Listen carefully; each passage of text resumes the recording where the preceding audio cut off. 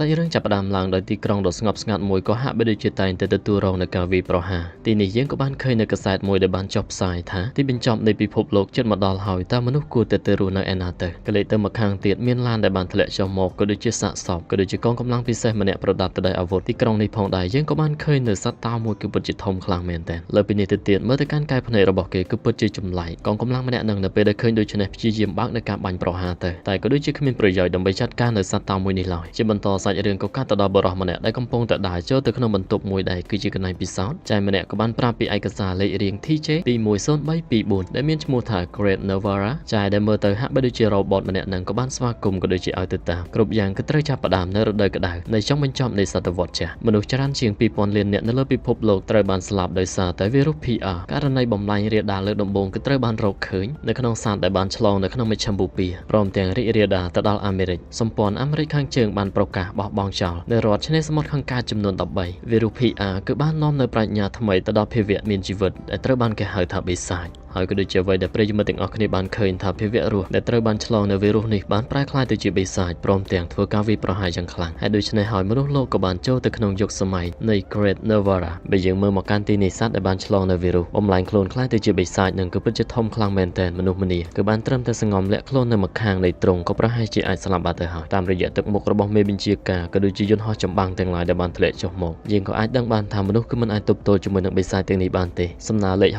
62នោះគឺជាការប្រើប្រាស់នៅនុយក្លេអ៊ែរជាផ្លូវការអ្នកវិទ្យាសាស្ត្របានជឿថាបើសិនជាក្របបែកនុយក្លេអ៊ែរទាំងអស់ត្រូវបានទម្លាក់ចុះពិភពលោកក៏នឹងត្រូវបានបំផ្លាញខ្ទេចខ្ទីរហូតដល់3ដងឯណោះក៏ប៉ុន្តែវាគឺមិនអញ្ចឹងនោះទេ65លានឆ្នាំទៅមុខទៀតផែនដីនឹងត្រូវទទួលរងនឹងការវាយប្រហារពីអាចផ្កាយដែលថាមពលស្មើនឹងក្របបែកនុយក្លេអ៊ែររាប់ម៉ឺនគ្រាប់ក៏ប៉ុន្តែនៅតែមិនអាចបំផ្លាញផែនដីបាន Einstein ធ្លាប់បាននិយាយថាខ្ញុំមិនដឹងនោះទេថាប្រភេទអ្វីដែលនឹងត្រូវបានគេប្រើប្រាស់ក្នុងសង្គ្រាមលោកលើកទី3តែខ្ញុំហ៊ានប្រកាសថាពួកគេគឺនឹងប្រើប្រាស់ស្តូននៅក្នុងសង្គ្រាមលោកលើកទី4ហើយគឺជាពួកយើងដែលនឹងត្រូវបានបំផ្លាញជាមួយនឹងអរិយធម៌ទាំងឡាយរបស់មនុស្សកាលពីមុនមនុស្សលោកគឺតែងតែប្រើប្រាស់នៅនុយក្លេអ៊ែរទុកវាគឺជាអាវុធដ៏សំខាន់បំផុតគិតថាចំហាយផ្សែងដែលមានរាងដូចជាផ្សិតនោះក៏នឹងដោះស្រាយនៅបញ្ហាគ្រប់បែបយ៉ាងក៏ប៉ុន្តែពេលនេះបានឃើញហើយរុក្ខជាតិគឺបានលូតលាស់បន្ទាប់ពីក្របបែកនុយក្លេអ៊ែរទម្លាក់មួយឆ្នាំនៅក្នុងទីក្រុង Hiroshima និង Nagasaki បើទោះបីជានុយក្លេអ៊ែរដែលត្រូវបានសាកល្បងនៅក្នុង Novaya Zemlya រុក្ខជាតិជាមួយនឹងសត្វព្រៃនៅតែអាចស្ដារបានឡើងវិញថាមពលនុយក្លេអ៊ែរគឺពិតជាខ្សោយជាងអ្វីដែលយើងធ្លាប់គិតឆ្ងាយណាស់ក្របបែករាប់ពាន់បរាជ័យនៅក្នុងការបញ្ឈប់នៅពពួកបិសាចទាំងឡាយសហរដ្ឋអាមេរិកក៏បានប្រកាសដាក់រដ្ឋនៅក្នុងគ្រាមានអាសន្នកន្លែងនេះផងដែរយើងក៏បានឃើញនៅជនភៀសខ្លួនជាច្រើនដែលកំពុងតែត្រូវបានគេជំនះទៅមូលដ្ឋានក្រោមដីចាយក៏បាននិយាយទៀតថាបើសិនជាមានសង្គ្រាមនុយក្លេអ៊ែរទូទាំងពិភពលោ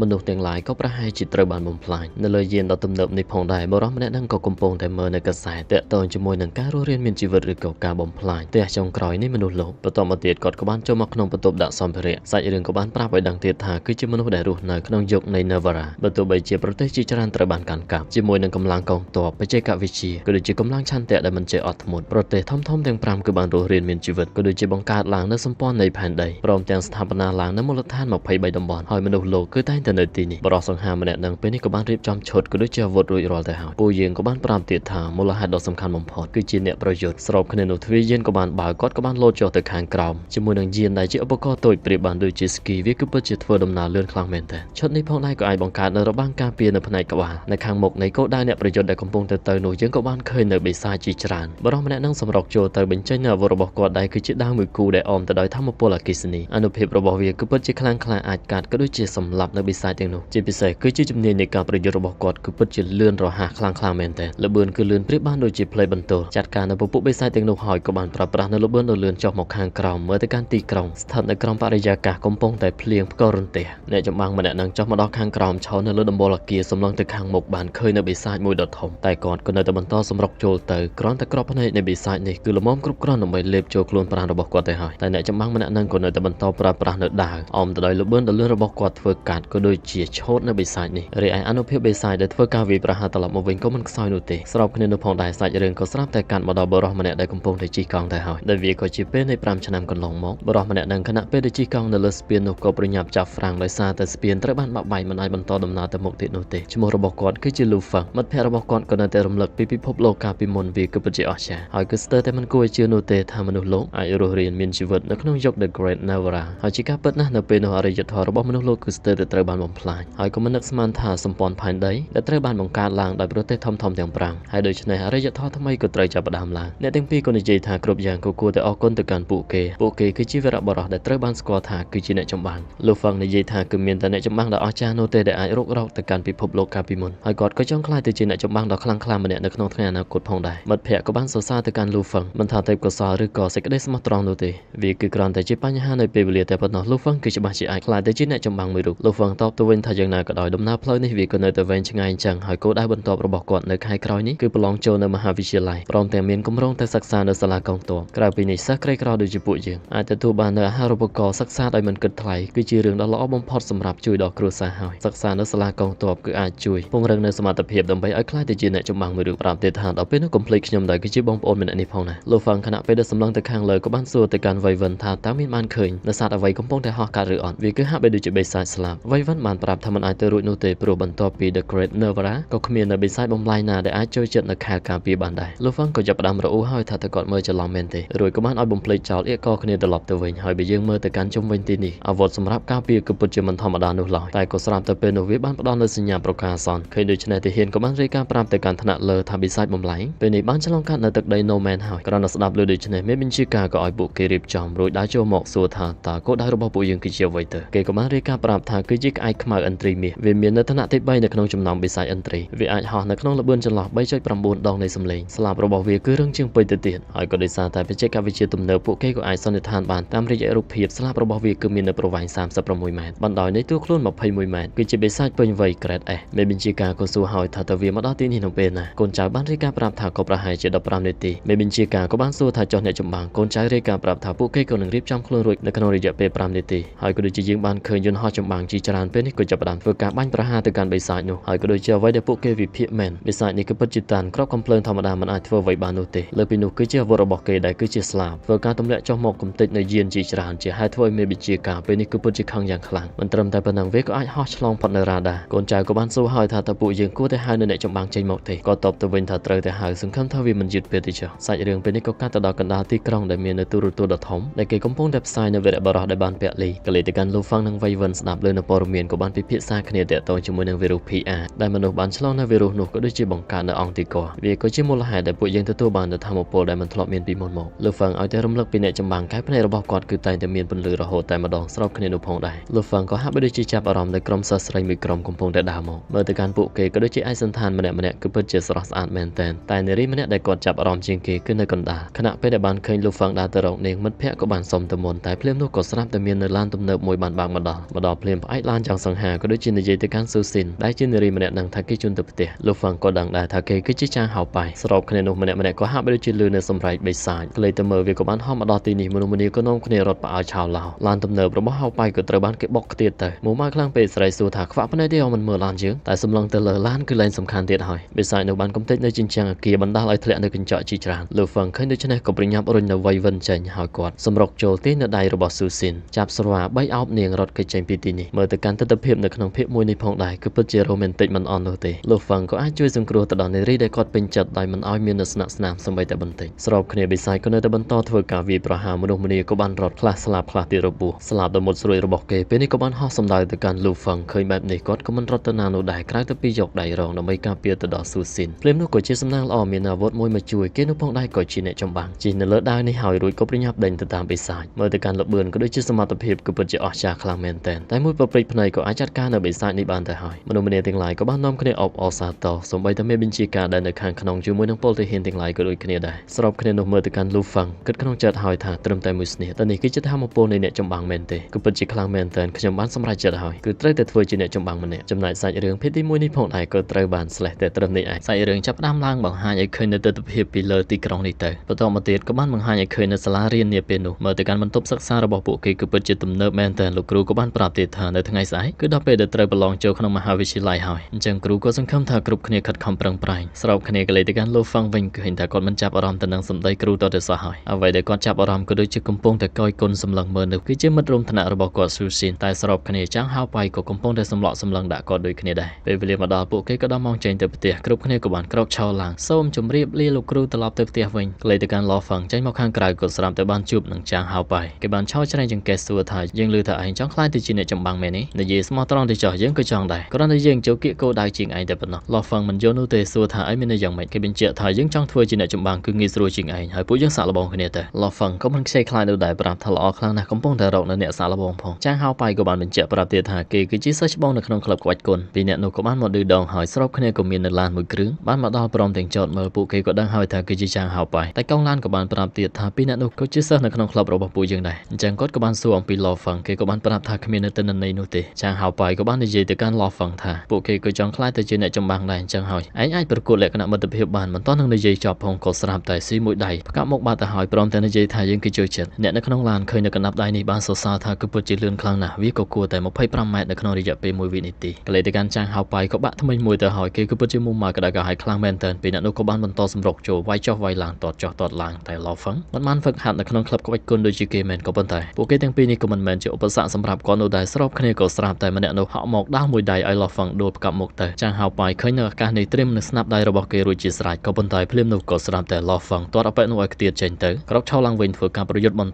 មួយដៃគឺដឹងមួយតែម្ដងវាយចុះវាយឡើងក៏នៅតែមិនមែនជាដៃគូរបស់ Law Feng អ្នកនៅក្នុងឡានឃើញហើយគឺពិតជាភ្ញាក់ផ្អើលខ្លាំងមែនទែនពីព្រោះថាអាចបដួលសិស្សរបស់ពួកគេ3នាក់នៅក្នុងរយៈពេលដ៏ខ្លីកម្លាំងវាយរបស់ក្មេងប្រុសម្នាក់នោះយ៉ាងហោចណាស់ក៏800គីឡូដែរអញ្ចឹងវិញជាឲ្យទៅកងឡានគឺត្រូវតែឆែក Law Feng មុននឹងចេញទៅបានជន់នៅលើស្នាប់ដៃរបស់ចាងហៅប៉ៃទៀតផងរត់ទៅបន្តដល់នៅស្ពានឱកាសមួយឈរព្រមទាំងបានគិតថាមានមនុស្ស200លាននាក់ដែលកំពុងរស់នៅក្រុងឈៀងណានក៏ប៉ុន្តែគាត់គ្មានលទ្ធភាពរស់នៅម្ដុំនេះនោះទេលុះត្រាតែគាត់អាចចូលទៅរៀនក្នុងសាលាទាហានបានហើយបើយើងមើលទៅកាន់ផ្លាកផ្សាយពាណិជ្ជកម្មក៏ដូចជាគ្មានអ្វីផ្សេងក្រៅទៅពីការរំលឹកគុណក៏ដូចជា sponsor VTV ដែរ Law Feng ពេលនេះក៏បានរត់មកដល់ផ្ទះដ៏ទ្រុឌទ្រោមរបស់គាត់នៅខាងក្នុងមាននៅក្មេងប្រុសម្នាក់ដែលពិការជើងគេគឺជាប្អូនប្រុសរបស់ Law Feng និយាយទៀតថាបងប្រុសថ្ងៃនេះចំណាយពេល20វិនាទីទម្រាំនឹងឡើងមកដល់លើរំលឹកនៅម្ដុំនេះគ្មាននៅចន្ទាយើង Law Feng ក៏គិតទៀតហើយបើសិនជាអាចរស់នៅអាគារដែលមាននៅចន្ទាយើងនោះអាហោះដែលជាប្អូនប្រុសរបស់គាត់គឺមិនពិបាកដូចជាពេលនេះនោះទេទំនាក់ទំនងបងប្អូនអ្នកទាំងពីរគឺពិតជាល្អហើយអាហោះគេចាប់អារម្មណ៍ទៅនឹងចំណេះដឹងតាក់ទងជាមួយនឹងហិរញ្ញវត្ថុគាត់គឺចង់ស្រាវជ្រាវបានល្អតាក់ទងជាមួយនឹងគោលការណ៍នៃការបណ្ដាក់ទុន Law Feng បានសរសើរថាគឺពិតជាល្អខ្លាំងណាស់ហើយបើសិនជាមិនបានជួបនៅឧបទ្ទវហេតុនៅថ្ងៃនោះទេចំណាត់ថ្នាក់អាហោះគឺច្បាស់ជាល្អជាងគាត់ទៅទៀតរៀបនឹងនិយាយបន្តម៉ាក់របស់គាត់ក៏បានប្រាប់ថារៀបចំរួចហើយឲ្យបញ្ញាប់បញ្ញាំសម្លឹងឃើញម្ហូបដែលគឺជាផាក់ឡូវសាច់ជ្រូក3ជាន់ហើយនឹង Law Feng ក៏បានសួរថាហេតុអ្វីទៅម្ដាយរបស់គាត់ប្រាប់ថាកូនប្រុសគួរតែស័ក្តិសមដើម្បីញ៉ាំនៅរបស់ល្អសួរទៅកាន់ Law Feng ថាមានទំនុកចិត្តហើយឬន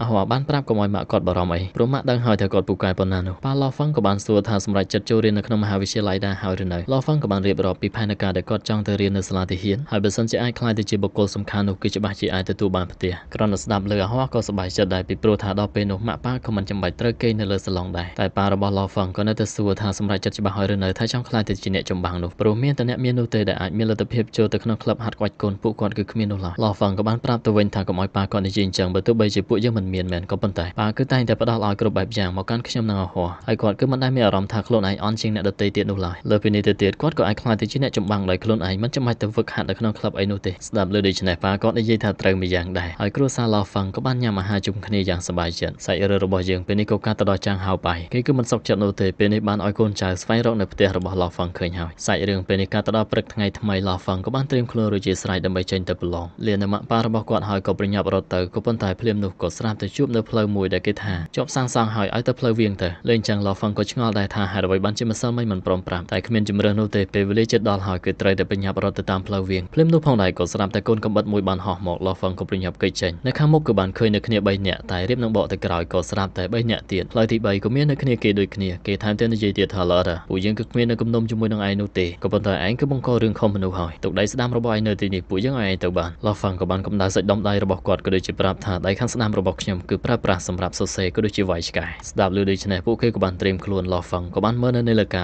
រួចឲ្យពួកគេហក់មកបើទោះបីជាគ្នាគេច្រើនមានអាវុធក៏ប៉ុន្តែ Law Feng អ្វីដៃរបស់គាត់គឺពិតជាលឿនរហ័សមកមួយដេកមួយមកពីរដេក3ដៃផងជើងផងគឺបានមួយកំភ្លេតែម្ដងប្រាប់ទៀតថាឯងគឺមិនអាចយកឈ្នះយើងនោះទេប្រញាប់ចេញវិញភ្លាមទៅតែពួកគេមិនព្រមចេញទៅដូចសោះ Law Feng គិតក្នុងចិត្តថាបើសិនជាពួកគេគឺគ្រាន់តែជាក្រុមក្មេងពៀធម្មតានោះគឺច្បាស់ជាចាក់ចែងហើយនៅពេលដែលជួបជាមួយនឹងស្ថានភាពបែបនេះអញ្ចឹងមើលទៅពួកគេមកទីនេះគឺមិនមែនដើម្បីប្រយុទ្ធឲ្យពិតប្រាកដនោះទេសាច់រឿងក៏កាត់ទៅដល់ក្នុងសាលាវិញពេលវេលាជិតដល់ហើយ Law Feng គឺមិនទាន់មកដល់ទៀតក្លេទៅកាន់ Law Feng របស់យើងទប់ទល់ជាមួយនឹងពួកគេបណ្ដាមើលមកបណ្ដាកណ្ដាប់ដៃរបស់គាត់គឺថាវាយល្អមែនតើចាត់ការពួកគេដេកអស់ហើយដឹងថាខ្លួនឯងគឺច្បាស់ជាយឺតរួចបញ្ញាបរត់ទៅបន្តសាច់រឿងក៏កាត់ទៅដល់ថ្នាក់រៀន មើលទៅកាន់ស៊ូស៊ីនក៏បារម្ភអំពីឡោះហ្វង់ផងដែររីឯចាងហៅប៉ៃឯនេះគេគឺពិតជាសប្បាយចិត្តមែនទែនមើលទៅកូនចៅរបស់គេធ្វើការបានសម្រេចហើយលោកគ្រូពេលនោះក៏ប្រាប់ថាពេលវេលាមកដល់ចាប់ផ្ដើមទៅសិស្សគ្រប់គ្នាយកចិត្តទុកដាក់ប្រឡងដល់នាទីទី14ក៏ស្រាប់តែឡោះហ្វង់បានមកដល់តែលោកគ្រូប្រាប់ថាតាមវិន័យសាលាយឺត15នាទីគឺមិនអាចចូលបាននោះទេឡោះចាំងសម្លឹងទៅមើលនាឡិកាឃើញថាទៅតែដល់នាទីទី15គាត់ប្រាប់ថាដូចជាមិនយឺតណាស់ណាឡើយតែគ្រូនឹងមិនថាយ៉ាងណាក៏នៅតែមិនឲ្យចូលដដែលភ្លាមនោះក៏ស្រាប់តែលឺនៅសម្ដីបរិសម្នាក់ថាចុះបើសិនជាខ្ញុំជួយអះអាងឲ្យគេនោះដឹងថាគឺជាលោកជាងគ្រូនឹងក៏បានគោរពលោកជាងបានប្រាប់ថាគាត់អាចធ្វើជាសាក្សីបានគេមកយឺតក៏ព្រោះតែមានមូលហេតុក្រៅពីនេះគឺថាពេលវេលា15នាទីមិនទាន់កន្លងផុតនោះទេនៅពេលដែលគេមកដល់ខ្ញុំក៏បានឃើញច្បាស់ណាស់លោកគ្រូម្នាក់នឹងក៏មិនហ៊ាននៅដែរដោយសារតែលោកជាងគឺជាគ្រូបង្វឹកនៃក្លឹបក្បាច់គុនកំពូលនៅក្នុងស្រុកយីអានអញ្ចឹងសម្ដីរបស់គាត់គឺមិនអាចសង្ស័យបាននោះឡើយឡោះហ្វង់លើដូច្នេះក៏ស្រាប់តែនឹកឃើញទៅដល់ពេលមួយដែលគាត់ប្រកួតជាមួយនឹងចាងហៅប៉ៃពួកគេក៏មកពីក្លឹបនឹងដូចគ្នាហើយលោកជាងក៏បានឲ្យឡោះហ្វង់ប្រញាប់ចូលទៅប្រឡងភ្លាមទៅចាងហៅប៉ៃគំនិតនៅតែអាក្រក់ដដែលគិតថាអាចចូលមកបានកុំគិតថាអាចប្រឡងបានដោយសុវត្ថិភាពឯសោះពេលនេះពេលវេលានៅសល់តែ30នាទីទៀតតែប៉ុណ្ណោះលោកគ្រូក៏បានឲ្យពួកគេប្រញាប់ឡើងចាងហៅប៉ៃក៏បានសម្លឹងទៅកាន់សិស្សម្នាក់ទៀតហើយអញ្ចឹងពួកគេទាំងពីរក៏ចាប់ផ្ដើមធ្វើជាឆ្លោះគ្នាថាហេតុអ្វីបានចិត្តដណ្ដើមកណ្ដាស់ប្រឡងរបស់យើងចឹងឆ្លោះគ្នាចុះឡើងគ្រូខាត់ក៏មិនស្ដាប់ពួកគេគឺមិនត្រឹមតែរំខានឡោះហ្វង់មិនឲ្យប្រឡងនោះទេថែមទាំងធ្វើឲ្យកណ្ដាស់ប្រឡងរបស់គាត់ធ្លាក់ចុះទៅក្រោមចាងហៅប៉ៃក៏បានជន់ជើងជាប់ក៏ដូចជាសុំទោសទៀតផងប្រាប់ថាគេអាចចេតនានោះទេជាហេតុធ្វើឲ្យឡោះហ្វង់ខឹងខ្លាំងមែនទែនក៏ប៉ុន្តែលោកគ្រូក៏នៅតែប្រាប់ឲ្យគេប្រញាប់ចូលតុវិញឡោះហ្វង់ព្យាយាមនិយាយថាចុះកណ្ដាស់ប្រឡងរបស់ខ្ញុំវិញគ្រូប្រាប់ថាគ្មានជំរឿសអ្វីផ្សេងនោះឡើយគឺត្រូវតែធ្វើម្ដងទៀតស៊ូស៊ីននៅពេលនោះក៏បានសម្លឹងទៅមើលចាងហៅប៉ៃ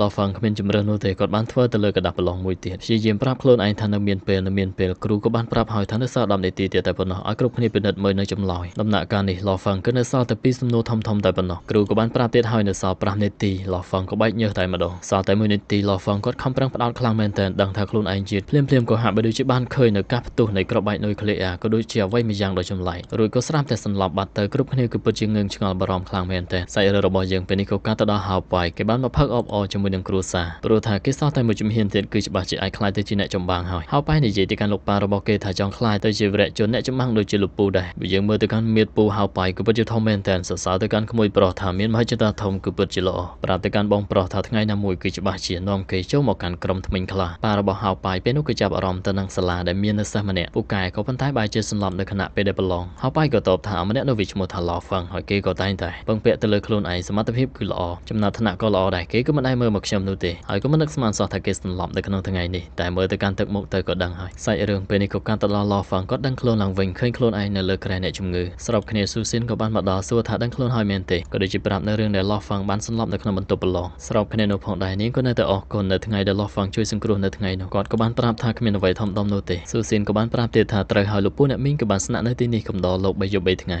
លើថាខ្លួនឯងសន្លប់យូរដល់ម្លឹងឡោហ្វឹងក៏ស្ទើរតែមិនគួរជឿភ្លាមនោះក៏ស្រាប់តែចាងហៅប៉ៃបានមកដល់ទៀតហើយមើលទៅគេក៏ដូចជារាក់ទាក់មែនទែនថាឡោហ្វឹងឯងសន្លប់យូរហើយញ៉ាំអីខ្លះទៅយ៉ាងម៉េចដែរឃើញចឹងឡោហ្វឹងក៏មុំម៉ៅថាយីអបកាច់នឹងសោះគេអង្គុយនិយាយទៀតថាកុំពិបាកចិត្តអីបរាជ័យក្នុងការប្រឡងចូលមហាវិទ្យាល័យគឺគ្រាន់តែបណ្ដោះអាសន្នតែប៉ុណ្ណោះរាងកាយរបស់ឯងសំខាន់ជាងឯងអាចចាប់ផ្ដើមនៅឆ្នាំក្រោយទៀតបានស៊ឺស៊ីនក៏បានយល់ស្របអញ្ចឹងដែរហើយមិនត្រឹមតែប៉ុណ្ណឹងគេក៏បានឲ្យជែកមួយថាញ៉ាំទៅឡោហ្វឹងតាមពិតគឺមិនចង់ចងនោះទេក៏ប៉ុន្តែមើលទៅកាន់ទឹកមុខរបស់ស៊ូស៊ីននាងថែមទាំងនិយាយមិនដឹងសោះថាទំនាក់ទំនងរបស់ពួកគេល្អដល់ម្លឹងអបែនោះអូកាឡាទៀតហើយថាត្រឹមត្រូវពួកយើងគឺជាមិត្តរួមថ្នាក់ត្រូវតែជួយគ្នាទៅវិញទៅមកគ្មានជំរឿសឡោហ្វឹងក៏មានទៅតបថាអញ្ចឹងអរគុណឲ្យលោកចាបន្ទាប់ពីពួកគេទៅវិញហើយឡោហ្វឹងក៏ស្រាប់តែចាប់អារម្មណ៍នៅដៃរបស់គាត់ចាប់កាន់ដៃនោះឡើងត្រុតទៅហើយឃើញបែបនេះគាត់ក៏ឆ្ងល់នឹងខ្លួនឯងសាច់រឿងកាត់ទៅដល់ថ្ងៃថ្មីក៏ជាថ្ងៃដែលលទ្ធផលប្រឡងចេញមកឡោហ្វឹងក៏មិនបានឆ្លើយនៅសំណួរធំៗពីរក៏ប៉ុន្តែវាក៏គួរតែមិនអីនោះទេស្របគ្នានោះវៃវិនក៏បានហៅឡោហ្វឹងប្រាប់ថាកុំបារម្ភអីឯងគឺច្បាស់ជាមិនអីនោះទេគ្រប់គ្នាមើលទៅលើលទ្ធផលប្រឡងគឺពិតជាសប្បាយចិត្តមែនទែនរីឯឡោហ្វឹងក៏បានសម្លឹងលេចកាតជើងត្បូងចុះឡើងរកនៅឈ្មោះរបស់គាត់